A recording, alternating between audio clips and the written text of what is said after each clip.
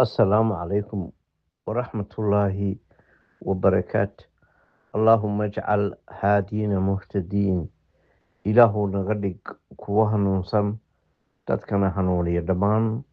dadka Soomaaliyeed ee barnaamijka Gufaaco ka daawanaya Somali Canadian TV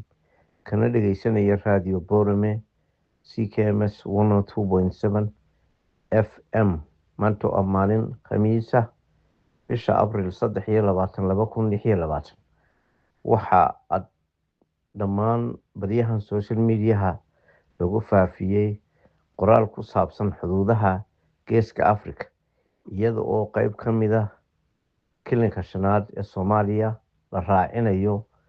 dalka Jabuuti, gobolka Awdalna la raacinayo dalka Jabuuti,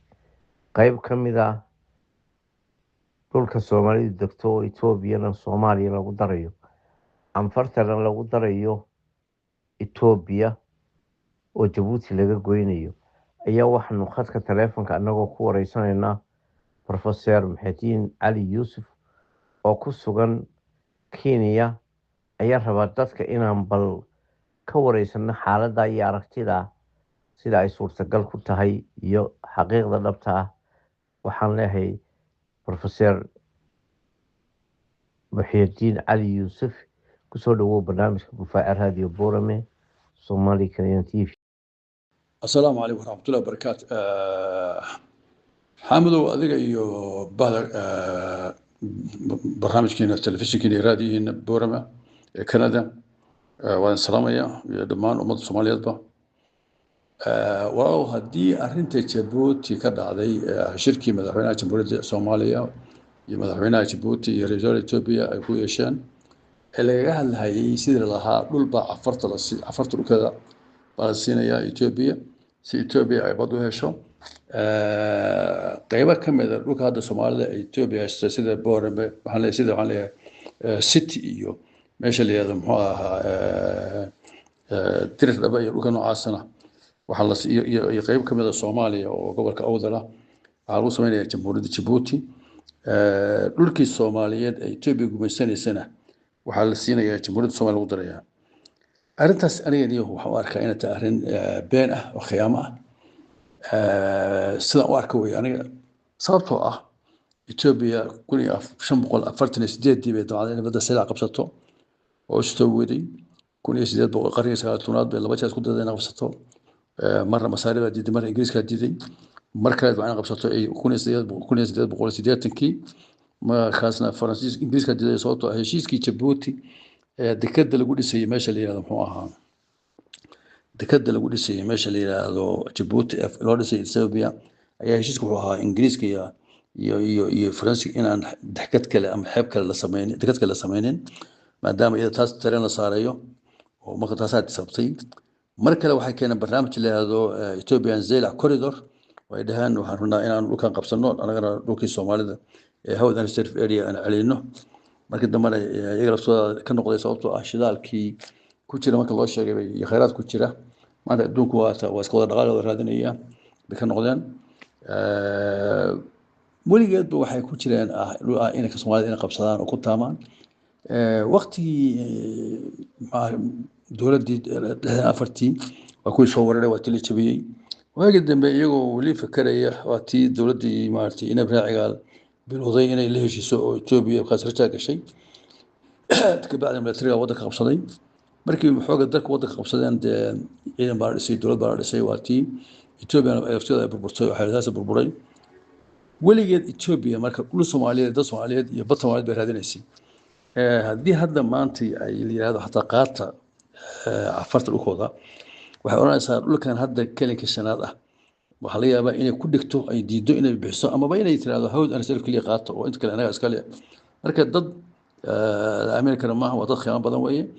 bilcaks aan waxaan ka baqayaa in ay rabaan in shirkaas ay u galaan inay qiimeeyaan Soomaalida iyo meesha laga soo gali karo iyo ciladahooda iyo waxay ogolaan karaan iyo waxay diidi karaan iyo oo ay ku samaan yani ay ku jiraan yani inay qiimeeyaan dadkan sida sababtoo iyagu marka ma talasunayaan badda Abdullahi Ismail mar u yeereen hadda koor uu ka diiday waa timar heshiiskii Somaliland musabix watay galaan heshiiskii meel buu u yaallaa ma ay tirtirin shirkii marka la isugu tagay shirkii Ankara kama ay noqon iyagu waxay dhaheen Soomaaliya waa aqoonsana bay dhaheen midnimadeeda iyo qarnimadeeda laakiin heshiiska ka noqon ma ay oranin ka bacdina meeshii Israa'iil baa timido Israa'iil waa Ethiopia oo kale way waxa Ethiopia ma dhaanto waa isku qorsho way waa isku anjeedin Soomaaliya waxay tiraahdaa gardara garab lagama garhelo Ethiopia de Ingiriis iyo Mareykan iyo Israa'iil iyo Carabi iyo dad kooda oo qorshe laga shaqeynayo weeyo marka halkaas arrintu waxay maraysaa in Ethiopia la yiraahdo bad bay bixinaysa bad baa la siinayaa dhulba bixinaysa laakiin anu waxaan arkaa inay khiyaamo cusub iyo qorshe kale ka danleeyihiin lama Amerika Ethiopia taa markaan ka imaado Soomaaliya waa beelaha way maanta Soomaaliya maanta waa beelaha gobolada waqooyi waa kor haysaa markoo awoodan hadda dagaal baa ka socda soon waa tumar go'day hargeysa lafta waa la isku haystaa qolihii awalii habar Yunis ama garxis waa isku haystaan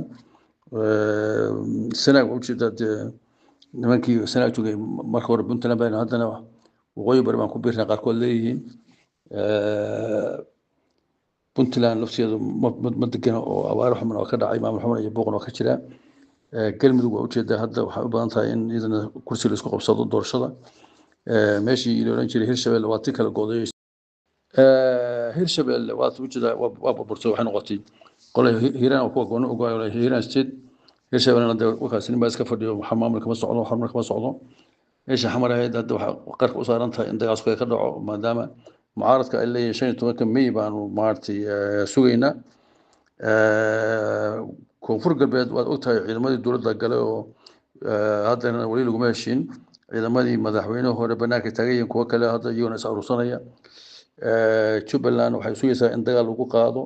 yani wadanku meel kasta waa baylaha weeye cadawga Soomaaliyeed baa ka faa'iideysanaya iyagii baa Soomaaliyeed haysata mushkiladda Soomaaliyeed waxa weeye siyaasiyiintii dalka siyaasiyiin lama oran karo يعني dad mooriyaan oo wax boobaya wax dhacayo qabyaaladii bala aaminsan baa maarta wadanka qabsaday meel kastana waxay boobayaan kursi iyo lacag bay raadinayaan marka dalkan wuxuu u baahan yahay maanta military inta inqilaab sameeya dalka badbaadinayana ma jiro dhalinyarada Soomaaliyeed inta isku rusada kacdoon sameynayana ma jirto ganacsato iyo culummo iyo odayaal dhaqan oo iyagu wada mujtamac inta ku dhaxmilmay musuqmaasuqi iyo laaluushki iyo qabyaalad ku dhaxmilmay meel buuxa marka isha Soomaalidu maanta aad bay u xuntaa qofka Soomaaliga ahi markuu soo u fiirso Soomaaliya uu naxaya hawsha xanuunaysa Ilaahay subhanahu wa ta'ala baan u baryayna dad muslimiin weeye maalmo masaajidda ku jiraan Ilaahay baryayaan Ilaahay baa badbaadinaya insha Allah had awalba Ilaahay badbaadin jiray laakiin iyo arrinta aad bay u xuntahay Soomaaliya halkeeda Xuseen oo meel xun buu maraya Ilaahay badbaadiyo waxa loo baahan yahay dad Soomaaliyeed oo wadaniyiin oo Ilaahay ka baqaya oo aan guri doonayn oo aan qabyaalad doonayn oo aan